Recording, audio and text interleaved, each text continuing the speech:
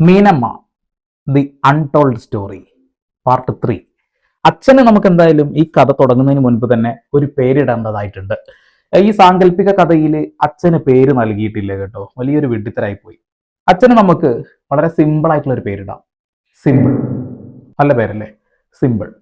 ഈ സിമ്പിൾ അച്ഛൻ എങ്ങനെയാണ് ഈ അച്ഛനായത് എന്ന് നിങ്ങൾക്ക് അറിയണ്ടേ? സീരിയലിന് കൊടുക്കാനുള്ള തിരക്കഥയാണ് ഇതിലുള്ളത്. അതെ, നിങ്ങൾ കേട്ടതുപോലെ തന്നെ മീനമ്മ അൺടോൾഡ് സ്റ്റോറി എന്ന ഈ ഒരു കഥ, ഈ ഒരു സാങ്കല്പിക കഥ സീരിയലാവാൻ പോവുകയാണ്. അതെ മക്കളെ, അതെ, തുടങ്ങാല്ലേ. പത്തനംതിട്ടയിലെ ഒരു ലക്ഷം വീട് കോളനിയിലാണ് കഥ നടക്കുന്നത്. 1979, 89, 99, ഒരു 9. അതെ, ഒരു 9 തന്നെ. അപ്പൊ തുടങ്ങാം. പത്തനംതിട്ടയിലെ ഒരു ലക്ഷം വീട് കോളനിയിലാണ് സിമ്പിൾ എന്ന് പറയുന്ന വ്യക്തി ജനിക്കുന്നത്. സാമ്പത്തികമായിട്ട് ഒന്നുമില്ല, സാധാരണക്കാരനായി വാഴുന്ന ആ കാലഘട്ടത്തിൽ ഇവരുടെ ഫാമിലിയിൽപ്പെട്ട ഒരു വ്യക്തിയാണ് മീനമ്മ എന്ന് പറയുന്ന നമ്മുടെ കഥാപാത്രം. മീനമ്മ കല്യാണം കഴിച്ചു. അധിക നാളൊന്നും ആ ബന്ധം മുന്നോട്ട് പോയില്ല. ആ ബന്ധം വിച്ഛേദിക്കപ്പെടുകയാണ് ഉണ്ടായത്. പിന്നീട് മീനമ്മ തികച്ചും ഒറ്റപ്പെട്ട ഒരവസ്ഥയിലാണ് ജീവിക്കുന്നത്. അവര് കുവൈത്തിലും ഖത്തറിലും അങ്ങനെ പലയിടങ്ങളിലും പണിയെടുത്ത് അത്യാവശ്യം നല്ല സമ്പത്ത് ഉണ്ടാക്കിയിരുന്നു കേട്ടോ. ഇവരുടെ സമ്പത്ത് കൊള്ളയടിക്കാനോ ഇവരുടെ സമ്പത്ത് കണ്ട് ഇഷ്ടപ്പെട്ടിട്ടോ കുറെ ആളുകൾ കൂടെ വന്നിട്ടുണ്ടായിരുന്നു. ആ ഫ്ലോ അങ്ങ് കളഞ്ഞ് ഇതൊരു കഷ്ടമാണ്, ബിൽഡപ്പ് ഒക്കെ എടുത്ത് വന്നതാ. ഓക്കെ. അപ്പോ 10ാം ക്ലാസ് പോലും പാസ്സാവാത്ത ഈ സിമ്പിൾ എന്ന ഈ മനുഷ്യൻ എങ്ങനെയാണ് ഒരച്ഛനായത് എന്നും എങ്ങനെയാണ് ഒരു ഡോക്ടറെ കല്യാണം കഴിച്ചതെന്നും അത് കഴിഞ്ഞ് മറ്റൊരു വിവാഹം കഴിച്ചതെന്നും അതിലൊരു കുഞ്ഞുണ്ടായത്, പണ്ടാറും കഥയുടെ എല്ലാ ടെസ്റ്റും ആദ്യം തന്നെ പറഞ്ഞു പോകണല്ലോ, സോറി. അങ്ങനെ പത്തനംതിട്ടയിലുള്ള ആ ഒരു കോളനിയിലാണ് അദ്ദേഹം ജനിക്കുന്നത്. ചെറുപ്പം മുതലേ അദ്ദേഹത്തിന്റെ മനസ്സിലേക്ക് ഒരുപാട് ചിന്തകൾ കടന്നുകൂടി വരുമായിരുന്നു എന്നുള്ളതാണ്. അതായത് ദൈവികമായിട്ടുള്ള എന്തോ തന്നിലുണ്ട് എന്നും പല കാര്യങ്ങളും ടെലിപ്പതി പോലെ പറയാനുള്ള ഒരു കഴിവ് ആൾക്ക് കിട്ടി. വീട്ടുകാരും വിചാരിച്ചു ഇവന് എന്തൊക്കെയോ കഴിവുണ്ട് എന്നുള്ളത്. അങ്ങനെ ഇരിക്കെ 10ാം ക്ലാസ് തോറ്റു കേട്ടോ. അയ്യോ, എന്തിനത് ഇവിടെ പറഞ്ഞു? ഓക്കെ. ഒരു ദിവസം അദ്ദേഹം ഒരു മനുഷ്യനെ കുറിച്ച്, ഒരു അച്ഛനെ കുറിച്ച് എന്തോ ഒരു കാര്യം പ്രവചിക്കുകയാണ്. ആ പ്രവചനം ഇഷ്ടപ്പെടാത്ത ആ മനുഷ്യൻ ക്രൂരമായിട്ട് മർദ്ദിക്കുകയാണ് ഈ പറയുന്ന സിമ്പിൾ എന്ന് പറയുന്ന വ്യക്തിയെ.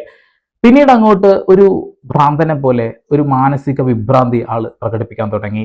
ഈ ആത്മീയത വലിയ രീതിയിൽ തലയിലേക്ക് അങ്ങ് കുത്തിക്കയറി. പിന്നീട് അങ്ങോട്ട് ഓരോ പ്രവചനങ്ങളും കാര്യങ്ങളൊക്കെ നടത്തി. ഇതൊക്കെ കണ്ട സിമ്പിളിന്റെ ഫാമിലി വിചാരിച്ചു ഇവനിൽ എന്തോ കഴിവുണ്ട് എന്നുള്ളത്. പക്ഷെ കഥ മാറുന്നത് പിന്നീടാണെന്നുള്ളതാണ്. ഈ ഒരു വേഷത്തിലേക്ക് അദ്ദേഹം കയറിയത് എങ്ങനെ? ഏത് സെമിനാരിയിലാണ് അച്ഛൻ പട്ടത്തിന് പഠിച്ചത്?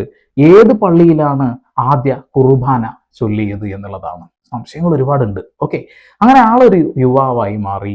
പിന്നീട് UK, കാനഡ, അമേരിക്ക അങ്ങനെ പലയിടങ്ങളിലേക്കും അദ്ദേഹം കയറി ചെല്ലുന്നുണ്ട്. എന്നിട്ട് ഒരു ട്രസ്റ്റിന്റെ പേരും പറഞ്ഞിട്ട് സമ്പത്ത് പിരിക്കാൻ ശ്രമിക്കുന്നുണ്ട്. ഈ സമ്പത്ത് പിരിക്കുന്ന പരിപാടിയൊക്കെ, മണി ലോണ്ടറിംഗ് ഒക്കെ ചില യൂറോപ്പ് രാജ്യങ്ങൾ നിരോധിച്ചത് കൊണ്ട് തന്നെ അദ്ദേഹത്തിനെ അവിടെ നിന്ന് ബാൻ ചെയ്തിട്ടുണ്ട് എന്നുള്ളതാണ്. ഇനി അങ്ങോട്ട് പോകാൻ കഴിയുമോ? പടച്ച തമ്പുരാൻ അറിയാം. ആ ഒരു രീതിയിലാണ് ആൾ മുന്നോട്ട് പോയിരുന്നത്. യുവത്വം തിളച്ചു നിൽക്കുന്ന ആ ചോരത്തിളപ്പിൽ അദ്ദേഹം ഒരു വിവാഹം കഴിക്കുകയാണ്. വിവാഹം കഴിക്കാനായിട്ട് മലമ്പുള്ളി എന്ന സ്ഥലത്ത് ഒരു ഡോക്ടറെ പെണ്ണ് കാണാൻ പോവുകയാണ്. അവിടെ ചെന്ന് ഞാൻ ഒരു അച്ഛനാണ് എന്ന് പറഞ്ഞുകൊണ്ടാണ് സിമ്പിൾ അവിടെ സ്വയം അവതരിക്കുന്നത്. കല്യാണം കഴിഞ്ഞു 3-4 ദിവസത്തിനുള്ളിൽ വീട്ടുകാർക്ക് കാര്യം മനസ്സിലാവുന്നു. ബന്ധമങ്ങ് വിച്ഛേദിക്കുന്നു. ഇതാണ് ഒന്നാമത്തെ ഫ്ലോപ്പ് കല്യാണം.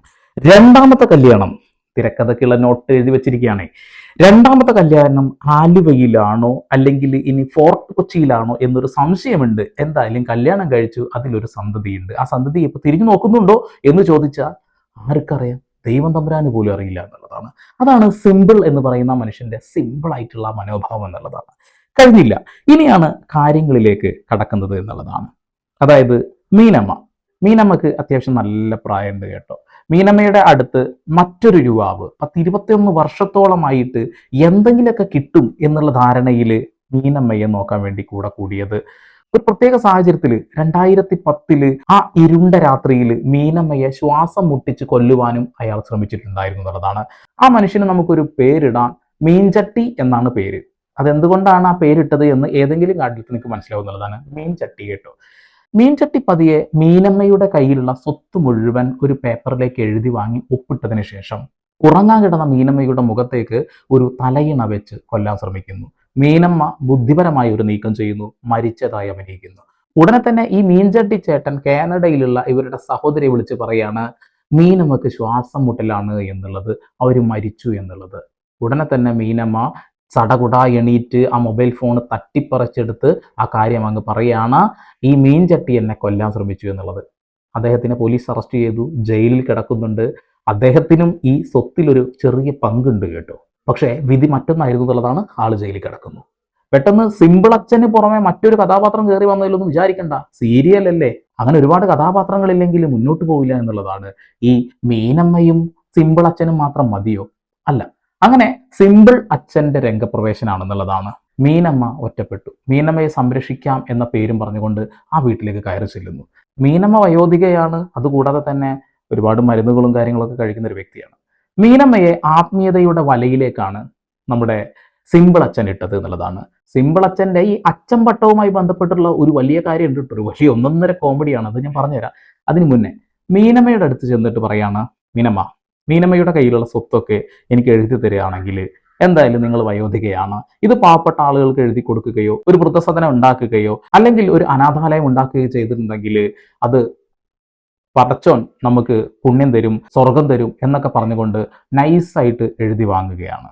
അങ്ങനെ 4 ഏക്കർ ഭൂമിയോളം അയാൾ എഴുതി വാങ്ങിയ ഭൂമി 1 കോടി രൂപയുടെ മുകളിലാണ് വിൽപ്പന നടത്തിയത്. ഇതൊന്നും മീനമ്മ അറിഞ്ഞില്ല.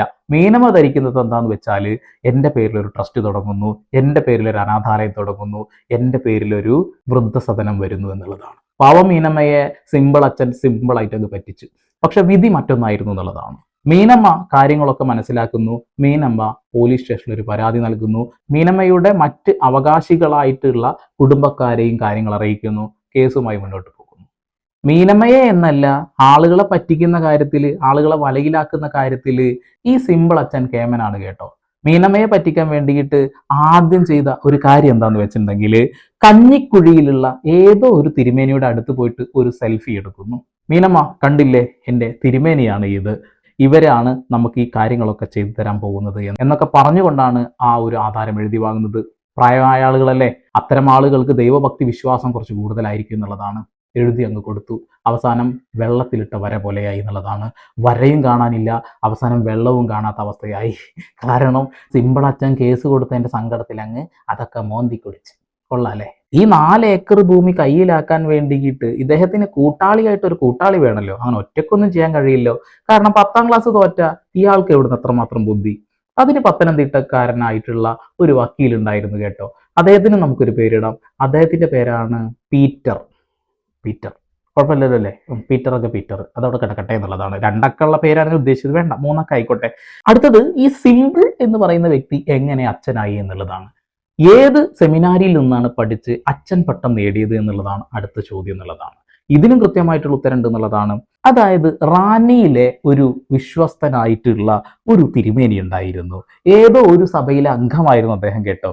അദ്ദേഹമാണ് ഇദ്ദേഹത്തിനെ അദ്ദേഹമാക്കി മാറ്റിയത്. ആ ഒരു കാര്യവുമായി ബന്ധപ്പെട്ടുകൊണ്ട് 2011 അതേ സഭയിലെ ഒരു തിരുമേനി ഒരു പരാതി കൊടുക്കുന്നുണ്ട്. മലയാള മനോരമയിൽ പോലും ആ വാർത്ത വന്നിട്ടുണ്ടായിരുന്നു കേട്ടോ. അതായത് ഇപ്പോ അച്ഛനാണെന്ന് പറഞ്ഞു നടക്കുന്ന സിമ്പിൾ അച്ഛൻ ഞങ്ങളുടെ സഭയിലെ അംഗമല്ല എന്നാണ് പറയുന്നത്. പക്ഷേ നിർഭാഗ്യവശാല്, നിർഭാഗ്യമാണോ ഇനി വേറെ വല്ല ഭാഗ്യമാണെന്ന് അറിയില്ല, ഈ പരാതി പറഞ്ഞ ആ അച്ഛൻ മരണപ്പെട്ടുപോയി. ആ ഒരു ഗ്യാപ്പിൽ ഇവിടെ നിന്ന് തന്നെയാണ് ഞാൻ അച്ഛൻ പട്ടം നേടിയത് എന്ന് പറഞ്ഞുകൊണ്ട് അദ്ദേഹം വീണ്ടും രംഗപ്രവേശനം നടക്കുകയാണെന്നതാണ്. അതിനിടയിൽ മീനമ്മയുടെ കയ്യിലുള്ള മുഴുവൻ സ്വത്തും അടിച്ചു മാറ്റിയിട്ട് അതിൽ നിന്നുള്ള ചാരിറ്റി ഒരു സൈഡിലൂടെ ചെയ്യുന്നുണ്ട് എന്നുള്ളതാണ്. നല്ലൊരു കഥാപാത്രമാണല്ലേ ഇത്. നമ്മുടെ സീരിയലിനെ മുന്നോട്ട് കൊണ്ടുപോകാൻ അദ്ദേഹത്തിനോട് കഴിയും കേട്ടോ. ഒരുപാട് ഇനിയുമുണ്ട് സാങ്കല്പികമല്ലാത്ത, റിയലിസ്റ്റിക് ആയിട്ടുള്ള എന്നാൽ സാങ്കല്പികമായതുമായിട്ടുള്ള പല കഥകളും നമ്മുടെ കയ്യിലുണ്ട്. അത് നമുക്ക് വരും ദിവസങ്ങളിൽ ചേർക്കുക നല്ലതെന്ന് വിചാരിക്കുന്നു. അങ്ങനെ ആ അച്ഛൻ പട്ടത്തിലേക്ക് സിമ്പിൾ അച്ഛൻ കയറുകയാണ്. Wow, beautiful. ഇനിയാണ് ട്വിസ്റ്റ്. മീനമ്മ എന്ന് പറയുന്ന വ്യക്തി മരിക്കുന്നതിന്റെ മുൻപ് ഇവര് ഒരു പാപ്പർ ഹർജി കോടതിയിൽ അങ്ങ് കൊടുക്കുകയാണ്. അതായത് പണമില്ലാത്ത വയോധികരായിട്ടുള്ള ആളുകൾക്ക് സമീപിക്കാൻ കഴിയുന്ന ഒരു രീതിയാണ്. അവരുടെ സ്വത്ത് ഇവർ പിടിച്ചടക്കപ്പെട്ടിട്ടുണ്ട്, എൻ്റെ കയ്യിൽ 10 രൂപ പോലുമില്ല, പാപ്പർ ഹർജി എടുക്കണം എന്നുള്ളത്. കോടതി ആ പാപ്പർ ഹർജി അങ്ങ് എടുത്തു. പക്ഷേ ഇവിടെ അച്ഛൻ കളിച്ചൊരു കളി ഉണ്ടല്ലോ, IM വിജയൻ പോലും, എന്തിനു പറയുന്നു, മെസ്സി പോലും കളിക്കില്ല, അമ്മാതിരി ഒരു വട്ടത്തിരിച്ചൽ അങ്ങോട്ട് തിരിഞ്ഞു എന്നുള്ളതാണ്. അതായത് മീനമ്മയുടെ അക്കൗണ്ടിൽ ഒരു 40 ലക്ഷം രൂപ അങ്ങ് ഇട്ട് കൊടുത്തിട്ട് ഒരു ഡയലോഗ് അടിക്കുക, ഈ കേസിൽ നിന്ന് പിന്മാറിക്കഴിഞ്ഞാൽ ഞാൻ എല്ലാ സ്വത്തും തിരിച്ചെഴുതി തരാമെന്നുള്ളത്. ഉടനെ തന്നെ കോടതി പരിശോധിച്ചു. കോടതി പരിശോധിക്കുന്ന സമയത്ത് ഇവർ പാപ്പരല്ല, ബാങ്കിൽ പണമുണ്ട്. കേസ് തള്ളിപ്പോവില്ലേ? ഈ തള്ളിപ്പോയ കാലയളവിൽ പല ആളുകൾക്കും ഈ സ്വത്ത് വിൽക്കാനുള്ള കാര്യങ്ങളൊക്കെ അദ്ദേഹം ചെയ്യുന്നുണ്ട്. അതിനിടയിൽ പ്രശസ്തനായിട്ടുള്ള കൊല്ലം സുനി എന്ന് പറയുന്ന ഒരു വ്യക്തിയുടെ മക്കൾക്കൊക്കെ ഇത് വിട്ടു നൽകുന്നുണ്ട്. അതിലേക്ക് കടക്കുന്നില്ല, അത് മുന്നേ കണ്ട ആളുകൾക്ക് മനസ്സിലായിട്ടുണ്ടാവും. ഇല്ലെങ്കിൽ പോയി ഒന്നും കൂടി കണ്ടോളൂ, 2 മുന്നിൽ കിടക്കുന്നുണ്ട് വീഡിയോ, അത് കണ്ടാൽ മനസ്സിലാവുന്നതാണ്. ഓക്കെ, ആ ഒരു സമയത്ത് ഈ അമ്മച്ചി അതെല്ലാം വിശ്വസിക്കുന്നു, അമ്മച്ചിയെ വീണ്ടും പറ്റിക്കുന്നു, അമ്മച്ചി മരണപ്പെടും. പിന്നെ ഈ അമ്മച്ചിയുടെ സ്വത്തൊക്കെ ആരുടെ കയ്യിലാണ്? അതാണ് അച്ഛൻ സിമ്പിളിന്റെ ബുദ്ധി എന്നുള്ളതാണ്. ബട്ട് ബുദ്ധി മാൻ. പക്ഷേ ഇതൊക്കെ ചെയ്യുന്ന ആൾക്ക് ഇടക്കിടക്ക് പറയാനൊരു വാക്ക് ഈ സീരിയലിൽ ഉണ്ടാവും കേട്ടോ. കർമ്മയുണ്ട്, എൻ്റെ അടുത്ത് നിയമമുണ്ട്, കോടതിയുണ്ട്, അങ്ങനെ പല കാര്യങ്ങളും ഈ സീരിയലിൻ്റെ ഇടയിൽ അദ്ദേഹത്തിൻ്റെ ഡയലോഗുകളിൽ വേണം. എന്നാലാണ് അതിനൊരു പഞ്ചുള്ളൂ. കാരണം ഏതെങ്കിലും ഒരു വ്യക്തി ഇത് പുറത്തു കൊണ്ടുവരണമല്ലോ. പിന്നെ അദ്ദേഹത്തിന്റെ കൂടെ പടയാളികളായിട്ടുള്ള കുറച്ച് ആളുകൾ കൂടി വേണം. അദ്ദേഹം പറയുന്നത് അപ്പാടെ മിഴുങ്ങുന്ന കുറച്ച് ആളുകൾ, അയാളുടെ കയ്യാളന്മാരായിട്ട് ഒരു വക്കീലുണ്ട്, ഞാൻ പറഞ്ഞല്ലോ. അതുപോലെ തന്നെ കുറച്ച് യൂട്യൂബർമാരൊക്കെ പോക്കറ്റിൽ ഉണ്ടാക്കി വെക്കുകയാണെന്നുണ്ടെങ്കിൽ ഈ ഒരു സാഹചര്യത്തിൽ അത് മുന്നോട്ട് കൊണ്ടുപോകാൻ ഒന്നുകൂടി എളുപ്പമായിരിക്കും എന്നുള്ളതാണ്. അങ്ങനെ ഉസിരും പൊളിയില്ലാത്ത ഉളുപ്പില്ലാത്ത കുറെ ആളുകൾ ഇദ്ദേഹത്തിന്റെ കൂടെ വേണം. ഇതാണ് സീരിയലിനെ ഒന്ന് ബലപ്പെടുത്താൻ ഒന്നുകൂടി ഒരു ഇത് കിട്ടുള്ളൂ, ഒരു പഞ്ച് കിട്ടുള്ളൂ എന്നുള്ളതാണ്. അപ്പോൾ ഇതാണ് കേട്ടോ നമ്മുടെ അച്ഛൻ സിമ്പിളിന്റെ ഒരു നാൾ വഴികൾ എന്ന് പറയുന്നത്. ഏതോ ഒരു സെമിനാരിയിൽ പഠിച്ചു എന്നുള്ള കള്ളപ്പട്ടം ചാർത്തിക്കൊണ്ട്, കള്ളത്തരം പറഞ്ഞുകൊണ്ട് ഒരു പാവപ്പെട്ട വയോധികയെ പറ്റിച്ച് ആ സ്വത്ത് കൈക്കലാക്കി അതിൽ നിന്നും ചാരിറ്റി ചെയ്ത് മുന്നോട്ട് പോയിട്ട് ബാക്കിയുള്ള സ്വത്തെല്ലാം വിറ്റ് പോക്കറ്റിലാക്കി അത് നക്കി യൂറോപ്പിലേക്ക് പോകാൻ ശ്രമിക്കുന്ന ഒരു മഹാനായ വ്യക്തിയാണ് നമ്മുടെ ഈ ഒരു സീരിയലിലെ നായകൻ സിമ്പിൾ അച്ഛൻ. കഥ തുടരും. വീണ്ടും വരെ പുതിയ വാർത്താവിശേഷങ്ങളുമായി സന്ദീപ് എടപ്പാൾ. പോയി സോറി. കഥ തുടരും. ഹൈപ്പ് ചെയ്യേണ്ടവർക്ക് ഹൈപ്പ് ചെയ്യാം, കൂടെ കൂടേണ്ടവർക്ക് കൂടെ കൂടാം. ചില ആളുകളൊക്കെ ഇപ്പോൾ കഥയൊക്കെ കേട്ടിട്ട് ഇതൊക്കെ ഒറിജിനൽ കഥയാണെന്നൊക്കെ പറഞ്ഞിട്ടൊക്കെ എന്തൊക്കെയോ പറയുന്നു. എനിക്കറിയില്ല കേട്ടോ, എനിക്കറിയാൻ പാടില്ല. ഇതൊക്കെ ഞാൻ എഴുതിണ്ടാക്കിയ ഒരു കഥയാണ്, ഇത് വെറും ഒരു സാങ്കല്പിക കഥയാണ്. കുറെ ആളുകൾ ഇത് എന്റേതാണെന്നൊക്കെ പറഞ്ഞിട്ട് വരുന്നുണ്ട്. എന്തിനാണ് അപ്പോൾ അതൊക്കെ അവർ പറഞ്ഞു വരുന്നത് അല്ലേ? ചില ആളുകളൊക്കെ കേസ് കൊടുക്കും എന്നൊക്കെ എന്തൊക്കെയോ പറയുന്നത്. എന്തുണ്ടൊക്കെയാണെന്ന് എനിക്കൊരു പിടുത്തില്ല. ഞാൻ എന്റെ സാങ്കല്പിക കഥ മാത്രമേ വിളിച്ചു പറഞ്ഞു. ഞാൻ ആരുടെയും പേരോ അല്ലെങ്കിൽ ഫോട്ടോയോ ഒന്നും ഇതിൽ കൊണ്ടുവന്നിട്ടില്ല. സാങ്കല്പിക കഥയ്ക്ക് എന്തിനാണ് അങ്ങനെ ഒരു ഫോട്ടോ ഒക്കെ? ഒറിജിനൽ ആയിട്ടുള്ള കഥ പറയുമ്പോഴല്ലേ അത് കാണിക്കേണ്ടതായിട്ടുള്ളൂ. ഇപ്പൊ ഇത് സാങ്കല്പികമാണ്. ഇപ്പൊ സാങ്കല്പികമായിട്ട് തന്നെ പോട്ടെ എന്നുള്ളതാണ്. പിന്നെ ചൊറിയാൻ വരരുത്. ചൊറിയാൻ വന്നു കഴിഞ്ഞാൽ എന്തൊക്കെയോ ഇതിലുണ്ട്. വീണ്ടും വരെ പുതിയ വാർത്താവിശേഷങ്ങളുമായി സന്ദീപ് എടപ്പാൾ.